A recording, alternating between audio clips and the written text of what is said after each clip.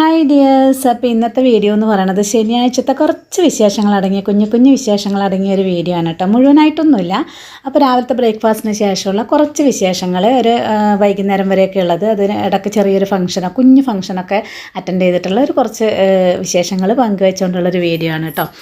അപ്പോൾ ആദ്യം തന്നെ നമ്മുടെ വീഡിയോ അല്ലെങ്കിൽ ചാനൽ ആദ്യമായിട്ട് കാണുന്നവരുണ്ടെന്നുണ്ടെങ്കിൽ വീഡിയോ കണ്ട് ഇഷ്ടമാവുകയാണെന്നുണ്ടെങ്കിൽ ചാനലൊന്ന് സബ്സ്ക്രൈബ് ചെയ്ത് സപ്പോർട്ട് ചെയ്യാൻ മറക്കരുത്. അപ്പോൾ വീഡിയോ ഇഷ്ടമായിട്ടുണ്ടെന്നുണ്ടെങ്കിൽ ഒരു ലൈക്കും കമൻറ്റും കൂടി തന്നേക്കണേ. അപ്പോൾ ഇത് ശനിയാഴ്ച ഉച്ചക്ക് ബിരിയാണി ആയിരുന്നു. നല്ല അടിപൊളി ഹൈദരാബാദി ബിരിയാണി ആയിരുന്നു കേട്ടോ ഉച്ചക്ക് ഞാൻ ഉണ്ടാക്കിയത്. ഏറ്റവും സിമ്പിളായിട്ട് നമുക്ക് ഉണ്ടാക്കാൻ പറ്റുന്ന ഏറ്റവും ടേസ്റ്റി ആയിട്ടുള്ളൊരു ബിരിയാണി. ഇതിൻ്റെ റെസിപ്പി ഞാൻ ഓൾറെഡി ഇട്ടിട്ടുണ്ട് കേട്ടോ. പിന്നെ ഇതേ കുറച്ച് ഞങ്ങൾ ഓണാഘോഷ പരിപാടി ഞങ്ങൾ മഹിളകൾ മാത്രമായിട്ട് ഞങ്ങളുടെ അസോസിയേഷൻ്റെ മഹിളാ വിങ്ങിൻ്റെ 2-3 മണിക്കൂർ നേരത്തെ ഒരു ഓണാഘോഷം അല്ലെങ്കിൽ ഓണം ഗെറ്റ് ടുഗദർ പരിപാടിയൊക്കെ വെച്ചിട്ടുണ്ടായിരുന്നു. അതിൻ്റെ കുറച്ച് വിശേഷങ്ങൾ മാത്രം അതും കൂടി അടങ്ങിയതാണ് കേട്ടോ. അപ്പം ഒരു അടുത്ത് തന്നെയുള്ളൊരു ടർഫിലാണ് ഒരു 2-3 മണിക്കൂർ നേരത്തേക്ക് അത് നമ്മൾ വാടകയ്ക്ക് എടുത്തിട്ട് അങ്ങനെ ഒന്ന് എൻജോയ് ചെയ്തു. കുറച്ച് കാര്യങ്ങൾ മാത്രം, അങ്ങനെ ഒരുപാട് നേരം ഒന്നുമില്ല. ഞങ്ങൾക്ക് ആകെ 3 മണിക്കൂറേ കിട്ടിയിട്ടുണ്ടായിരുന്നുള്ളൂ. അപ്പോൾ അത് ആ സമയത്ത് നന്നായിട്ടൊന്ന് എൻജോയ് ചെയ്ത് അങ്ങനെയുള്ളൊരു വീഡിയോ ആണ് കേട്ടോ ഇത്. അപ്പോൾ ഇത് രാവിലത്തെ ബ്രേക്ക്ഫാസ്റ്റിൻ്റെ പരിപാടിയൊക്കെ കഴിഞ്ഞ ശേഷമാണ് പിന്നെ എനിക്കെന്നാൽ വീഡിയോ എടുക്കാമെന്ന് തോന്നിയത് കേട്ടോ. അപ്പോൾ രാവിലെ ഞങ്ങൾ ബ്രേക്ക്ഫാസ്റ്റൊക്കെ പുട്ടും കറിയൊക്കെ ആയിരുന്നു. അതൊക്കെ കഴിച്ച് കഴിഞ്ഞതിന് ശേഷം ഉച്ചക്കത്തേക്ക് ഹൈദരാബാദി ബിരിയാണി ആക്കാമെന്നുള്ള പ്ലാനായിരുന്നു കേട്ടോ. അത് പെട്ടെന്നാവും, കാരണം എനിക്ക് 2 മണിയാകുമ്പോഴേക്കും നമുക്ക് റെഡിയായിട്ട് അവിടെ എത്തണം കേട്ടോ. അപ്പോൾ അതിനുള്ളിൽ പെട്ടെന്ന് തന്നെ ബാക്കിയുള്ളതൊക്കെ റെഡിയാക്കണമല്ലോ. അപ്പോൾ ഹൈദരാബാദി ബിരിയാണി പെട്ടെന്നാവുന്നത് കൊണ്ട് തന്നെ അതാക്കാമെന്ന് വിചാരിച്ചപ്പോൾ രാവിലെ ആൾ ചിക്കൻ വാങ്ങിച്ചുകൊണ്ട് വന്നിട്ടുണ്ടായിരുന്നു. അപ്പോൾ ജസ്റ്റ് ഞാനതൊന്ന് കഴുകി വൃത്തിയാക്കിയിട്ട് മാത്രം ഒരു ഇത്തിരി മഞ്ഞപ്പൊടി ഉപ്പിട്ട് വെച്ചിട്ടുണ്ടായിരുന്നു. കാരണം ഹൈദരാബാദി ബിരിയാണിക്ക് അതിൻ്റെ ബാക്കി ചേരുവകളെല്ലാം ചേർത്തിട്ട് വേണം മാരിനേറ്റ് ചെയ്യാൻ. അപ്പോൾ അതൊക്കെ ചെയ്യാനുണ്ട് അത്രേ. അപ്പോൾ ഇതെന്താണെന്ന് വെച്ച് കഴിഞ്ഞാൽ ഞങ്ങൾ നാട്ടിൽ നിന്ന് വാങ്ങിച്ചുകൊണ്ട് വന്ന ഹൽവയായിരുന്നു കേട്ടോ, ബനാന ഹൽവ. അപ്പോൾ ഇതിപ്പോൾ ഞാൻ കളയാൻ വേണ്ടി എടുത്ത് വെച്ചതാണ്. പാക്കറ്റ് പൊളിച്ചിട്ട് പോലുമില്ല കേട്ടോ. അപ്പോൾ 3 പാക്കറ്റായിരുന്നു. ഇത് 1/2 കിലോയുടെ പാക്കാണ്. അപ്പോൾ 3 പാക്കറ്റ് ഇതുപോലെ വാങ്ങിച്ചിട്ടുണ്ടായിരുന്നു. അപ്പം ഞങ്ങൾ വന്നിട്ട് ഇപ്പോൾ ഒരു ഏകദേശം 10 ദിവസത്തിലൊക്കെ അധികമായിട്ടുണ്ട്. പക്ഷേ ഞങ്ങളിങ്ങനെ ഹൽവയൊക്കെ കൊണ്ടുവന്ന് ഒരു മാസത്തിലധികമൊക്കെ ഇവിടെ സൂക്ഷിക്കാറുണ്ട്. കുറച്ചായിട്ട് മുറിച്ച് കഴിക്കുന്നതാണ്. പക്ഷേ എന്തുകൊണ്ടോ ഇത് പാക്കറ്റ് ഞങ്ങൾ പൊളിച്ച് നോക്കിയപ്പോഴേക്കും നന്നായിട്ട് പൊളിച്ച മണം വരുന്നുണ്ട്. പിന്നെ ഒരു ഹൽവയുടെ ടെക്സ്ചറൊന്നും അല്ല കേട്ടോ ഇതിനുണ്ടായിരുന്നത്. നമ്മുടെ നാട്ടിലെ കണ്ണൂർ ഭാഗത്തൊക്കെയുള്ള കിണ്ണത്തപ്പം എന്നൊക്കെ പറയും, അത് കണ്ടിട്ടുണ്ടോ എന്നറിയില്ല. അപ്പോൾ അതിൻ്റെയൊക്കെ ഒരു ടെക്സ്ചറായിരുന്നു. ഇനി ആ ടെക്സ്ചർ ശരിയാവാത്തതുകൊണ്ടാണോ എന്നറിയില്ല, പെട്ടെന്ന് കേടുവന്നിട്ടുണ്ടായിരുന്നു. നല്ല പുളിമണമായിരുന്നു കേട്ടോ. ബനാന ഹൽവ എന്ന് പറഞ്ഞിട്ട് വാങ്ങിച്ചതാണ്. പക്ഷേ ഒരു ഹൽവയുടെ ടെക്സ്ചറൊന്നുമല്ല. കണ്ടോ, ഇങ്ങനെ പൊട്ടിക്കുമ്പോൾ പെട്ടെന്ന് തന്നെ പൊട്ടിപ്പോകുന്നുണ്ട്. കാണുമ്പം വലിയ കുഴപ്പമൊന്നും തോന്നില്ല. ഹലുവയുടെ ടെക്സ്ചർ അല്ലെന്നേ ഉള്ളൂ. പക്ഷേ കാണുമ്പോൾ ഒരു കിണ്ണത്തപ്പത്തിൻ്റെയൊക്കെ ടെക്സ്ചറാണ്. പക്ഷേ നല്ല പുളിച്ച മണമായിരുന്നു കേട്ടോ. അപ്പോൾ ഒരു പാക്കറ്റ് പൊട്ടിച്ച് അതിനകത്ത് മുറിച്ച് ഞാൻ അവിടെ ഇട്ട് വെച്ച് നോക്കിയതാണ്. അപ്പോൾ ഇനിയിപ്പോൾ രണ്ടാമത്തെ അത് കഴിക്കാൻ ഒട്ടും പറ്റുന്നില്ല. അപ്പോൾ ഇനിയിപ്പോൾ ഈ 2 എണ്ണവും കൂടി ആയിട്ട് വേസ്റ്റ് എടുക്കാൻ ഇപ്പോൾ ആൾ വരും. അപ്പോൾ അത് കളയാൻ വേണ്ടി അവിടെ എടുത്ത് വെച്ചിട്ടുണ്ട്. അപ്പോൾ രാവിലത്തെ ബ്രേക്ക്ഫാസ്റ്റൊക്കെ കഴിച്ച് കഴിഞ്ഞിട്ടുണ്ട്. പാത്രങ്ങൾ കഴുകണം അത്ര കേട്ടോ. അപ്പോൾ ഇതേ നമ്മുടെ ബിരിയാണിക്ക് വേണ്ടുന്ന ഐറ്റംസൊക്കെ എടുത്ത് വെച്ചിട്ടുണ്ട്. അതൊക്കെ ഒന്ന് മാരിനേറ്റ് ചെയ്ത് വെച്ചിട്ട് ബാക്കി ചെയ്യാമെന്ന് വിചാരിച്ചിട്ടാണ്. അപ്പോൾ ഇത് ബിരിയാണി അരിയാണെന്നുണ്ടെങ്കിൽ കുറച്ച് കുറവാണ്. അപ്പം മോള് പുറത്ത് പോയിട്ടുണ്ട്, അവളെ വിളിച്ച് പറഞ്ഞിട്ടുണ്ട്. അപ്പോൾ അവൾ വരുമ്പോഴത്തേക്കും അവളോട് കുറച്ചും കൂടി അരി വാങ്ങിക്കാൻ പറഞ്ഞിട്ടുണ്ട്. അപ്പം ആ നേരം കൊണ്ട് വേഗത്തിൽ നമ്മുടെ മാരിനേഷനൊക്കെ ചെയ്ത് വെച്ച് ഈ പാത്രങ്ങളൊക്കെ ഒന്ന് കഴുകി വെച്ചിട്ട് ബിരിയാണി റെഡിയാക്കണം കേട്ടോ. അപ്പം ഞാൻ ആദ്യം തന്നെ ഇതേ പാത്രം കഴുകാമെന്ന് വിചാരിച്ചു.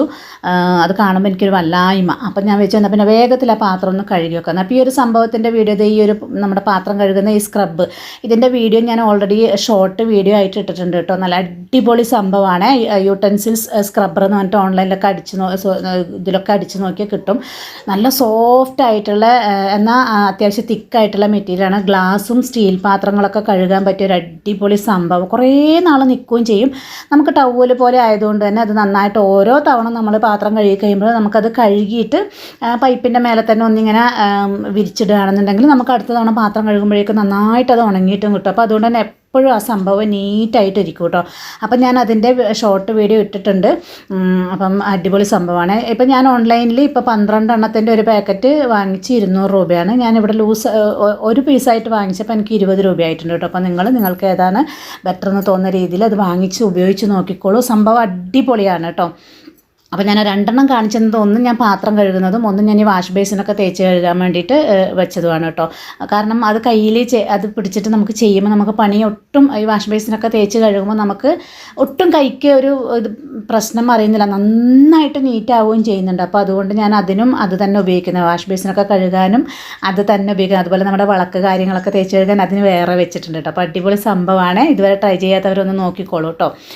അപ്പം ഞാൻ പകുതി പാത്രം കഴുകിക്കൊണ്ടിരിക്കുന്ന സമയത്ത് പ്ലംബർ വന്നിട്ടുണ്ടായിരുന്നു. പ്ലംബർ വന്നപ്പോൾ അയാൾ അപ്പുറത്ത് പണി ചെയ്യുമ്പോൾ പൈപ്പൊക്കെ ഓഫ് ചെയ്തിട്ടു കേട്ടോ. അപ്പോൾ പിന്നെ വെള്ളം വരുന്നില്ല. അപ്പോൾ ഞാൻ ആ പാത്രം പകുതി അവിടെ ഇട്ടു. ഇനിയിപ്പം ഞാൻ വിചാരിച്ചു എന്നാൽ പിന്നെ ആ നേരം കൊണ്ട് നമ്മുടെ ഉള്ളിയും ഇതൊക്കെ നേരാക്കി എടുത്തിട്ട് നമ്മുടെ ഹൈദരാബാദി ബിരിയാണിക്കുള്ളത് നമ്മൾ മാരിനേറ്റ് ചെയ്ത് വെക്കാമെന്ന് വിചാരിച്ചു. അപ്പം ആദ്യമേ ഞാൻ പറഞ്ഞല്ലോ, നമുക്ക് ഈ ബിരിയാണിക്ക് ഒരു പണിയുമില്ല. ആദ്യം തന്നെ ഈ ഇതൊക്കെ എല്ലാം ചേർത്തൊന്ന് മാരിനേറ്റ് ചെയ്ത് വെച്ച് കഴിഞ്ഞാൽ മുക്കാൽ ഭാഗം പണി കഴിഞ്ഞു എന്ന് തന്നെ പറയാം.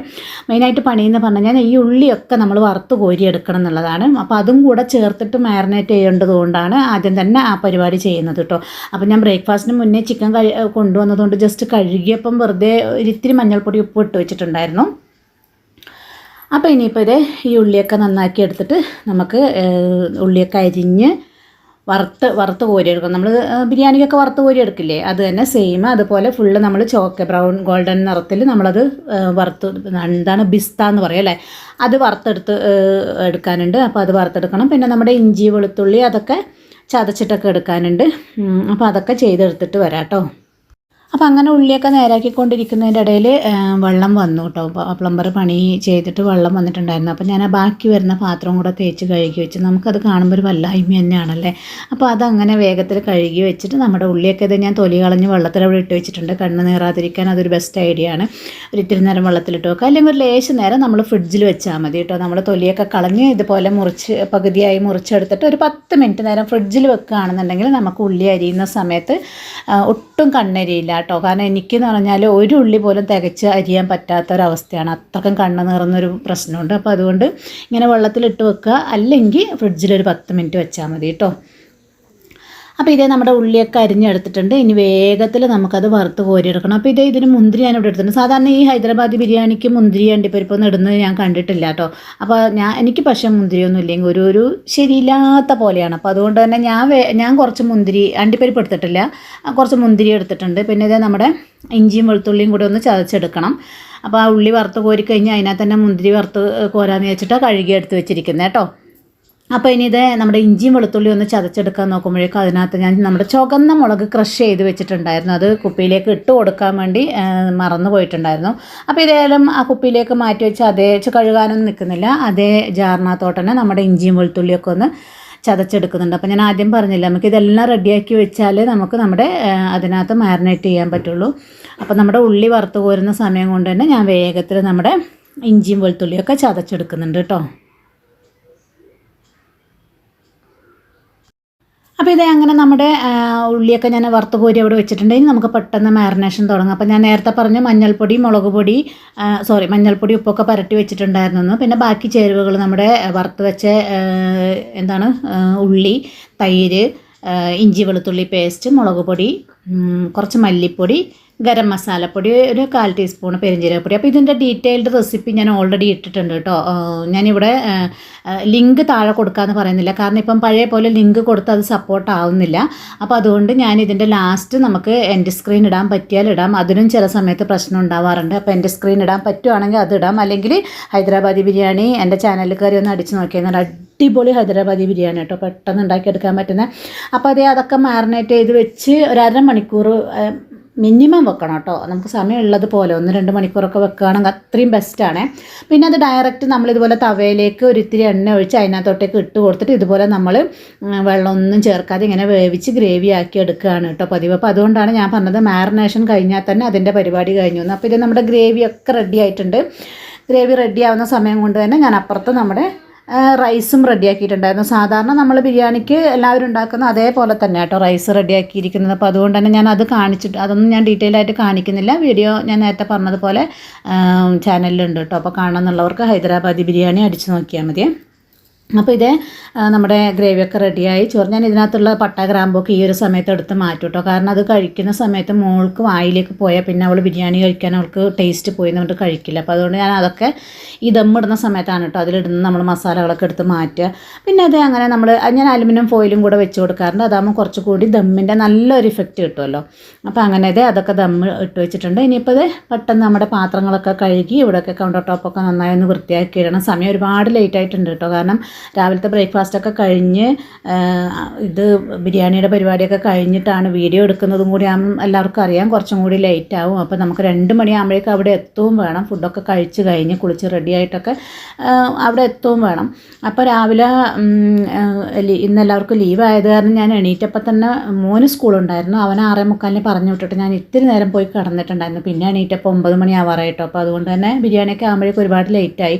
പിന്നെ മോള് പുറത്ത് പോയിട്ടൊക്കെ വന്ന് പിന്നെ അവൾ അടിച്ചു വാരി തരാനൊന്നും നിന്നില്ല. അപ്പോൾ അത് കാരണം പിന്നെ അതൊക്കെ ഞാൻ തന്നെ പിന്നെ എല്ലാം കഴിഞ്ഞിട്ട് ചെയ്യേണ്ടി വന്നു. അടിക്കലും നമ്മുടെ നിലം തുടക്കലൊക്കെ ഒരു ജസ്റ്റ് ഒരു പേരിനാണ്, കാരണം ഡെറ്റോളൊന്നും ഒഴിക്കാൻ നിന്നില്ല. ഞാൻ ഡെറ്റോളാണ് കേട്ടോ ഒഴിക്കാറ്. എനിക്ക് ഫിനോയിൽ അത്ര വലിയ താല്പര്യമില്ലാത്തതുകൊണ്ട് ഡെറ്റോൾ ഇട്ടിട്ടാണ് എപ്പോഴും തുടക്കുന്നത്. അപ്പോൾ ഇന്ന് ഡെറ്റോളൊന്നും ഒഴിക്കാൻ നിന്നില്ല കേട്ടോ. ജസ്റ്റ് വെള്ളം മാത്രം മുക്കിയിട്ട് ഇങ്ങനെ ഒരു തുടക്കലാണ് കേട്ടോ. ഒരു ജസ്റ്റ് തുടച്ചു എന്നുള്ളൊരു സമാധാനത്തിന് വേണ്ടി മാത്രം ജസ്റ്റ് ഒന്ന് ചെയ്തിട്ട് പോയിട്ടോ.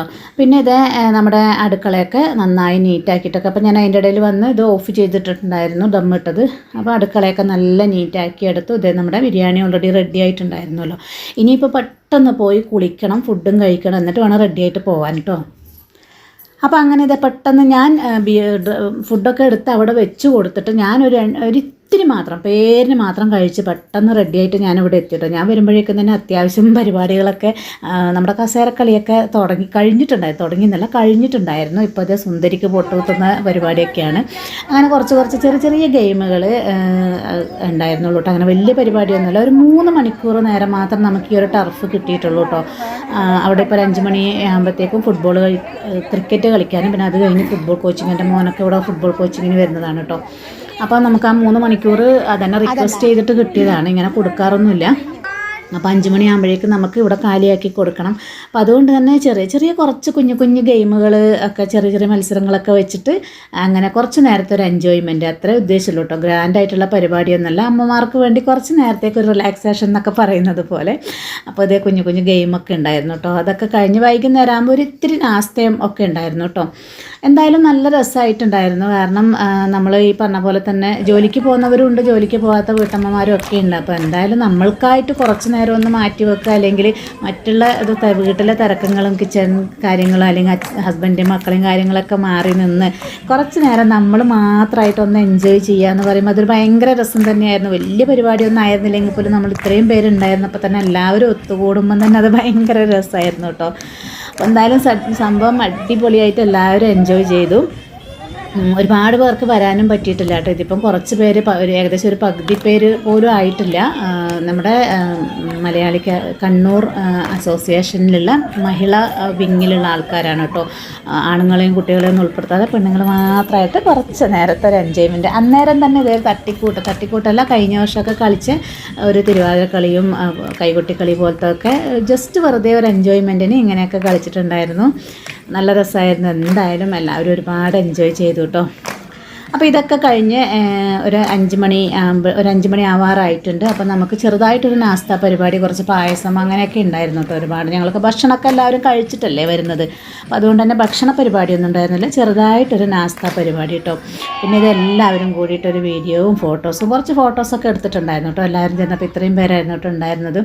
ഇത് കഴിഞ്ഞിട്ട് പിന്നെ ചെറിയ രീതിയിലൊരു നാസ്ത പരിപാടി, കുറച്ച് 1-2 പലഹാരങ്ങളും പായസം അടപ്രഥമനൊക്കെ ഉണ്ടാക്കിയത് ഞങ്ങൾ കാറ്ററിംഗുകാരെ ഏൽപ്പിച്ചിട്ട് അതൊക്കെ ഉണ്ടാക്കി അതൊക്കെ കഴിച്ച് നന്നായി എൻജോയ് ചെയ്തിട്ട് വന്നു. ഞാൻ പക്ഷേ ഇത് കഴിക്കാൻ നിന്നില്ല, ഒരിത്തിരി പായസം മാത്രം കുടിച്ചിട്ട് ഞാൻ പെട്ടെന്ന് വീട്ടിലേക്ക് വന്നു കേട്ടോ. കാരണം മോൾക്ക് പുറത്ത് പോകാനുണ്ടായിരുന്നു, അപ്പോൾ എനിക്ക് പെട്ടെന്ന് വരണം. അപ്പോൾ എല്ലാവരും ഇതൊക്കെ കഴിച്ച് എൻജോയ് ചെയ്ത് അങ്ങനെ നമ്മുടെ ഇന്നത്തെ പരിപാടി വൈൻഡപ്പ് ചെയ്തു കേട്ടോ. സംഭവം എന്തായാലും അടിപൊളിയായിരുന്നു. അപ്പം എന്തായാലും എൻ്റെ വീഡിയോ കണ്ട് ഇഷ്ടമായിട്ടുണ്ടെന്നുണ്ടെങ്കിൽ അപ്പോൾ ഇത്രയേ ഉള്ളൂ കേട്ടോ വിശേഷങ്ങൾ. അപ്പം വീഡിയോ കണ്ട് ഇഷ്ടമായിട്ടുണ്ടെന്നുണ്ടെങ്കിൽ സപ്പോർട്ട് ചെയ്യാൻ മറക്കരുത്. അപ്പോൾ ഇതുപോലെയുള്ള കൊച്ചു വിശേഷങ്ങളുമായിട്ട് അടുത്ത വീഡിയോയിൽ കാണുന്നവരേക്കും എല്ലാവർക്കും താങ്ക്സ് ഫോർ വാച്ചിങ്. അപ്പോൾ ഒന്നുകൂടി പറയുകയാണ്, സബ്സ്ക്രൈബ് ചെയ്യാത്തവരുണ്ടെന്നുണ്ടെങ്കിൽ ഒന്ന് സബ്സ്ക്രൈബ് ചെയ്ത് സപ്പോർട്ട് ചെയ്തേക്കണേ. വീഡിയോ ഇഷ്ടമായിട്ടുണ്ടെന്നുണ്ടെങ്കിൽ മാത്രം ഒരു ലൈക്കും കമൻറ്റും കൂടി തന്നേക്കണേ. അപ്പോൾ ഓക്കെ, ബൈ.